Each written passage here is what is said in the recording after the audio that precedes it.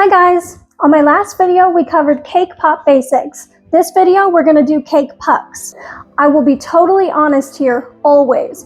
I've tried the expensive name brand cake pucks and I've tried the inexpensive off-brands, and there is no comparison at all. The name brand is much more expensive, but definitely worth it.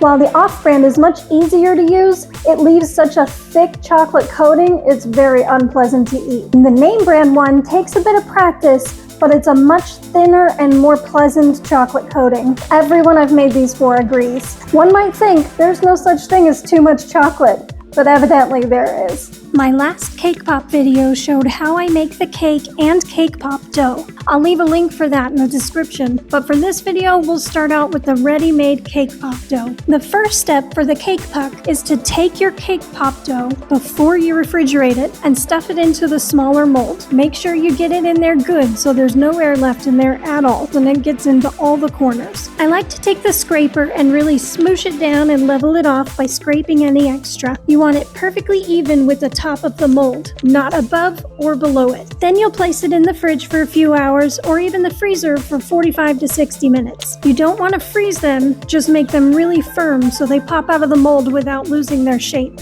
When you feel your cake puck dough is sufficiently firm, you can start melting your chocolate. The number one tip I have for name brand cake pucks is to thin the chocolate more than you would for cake pops. Paramount crystals are perfect for thinning chocolate, but you can use coconut oil or even Crisco in a pinch. Now comes the messy part. Make sure to take all the cake puck dough out of the mold first and have them sitting nearby, along with the bigger mold, the scrapers, and the thinned melted chocolate. You want it all very close at hand so you'll be able to work as quickly as possible. Pour the chocolate into one of the bigger mold cavities about 2/3 full, then tap out any air bubbles. Quickly grab one of your cake dough pucks and with both hands, place into the chocolate as level as possible, pushing down until it's lower than the top level and not tilting. Tap again and quickly scrape the excess chocolate off onto another scraper. This takes practice. You would not believe the messes I've made trying to get the hang of this. I still make a huge mess every time. Oh, but they are so worth it.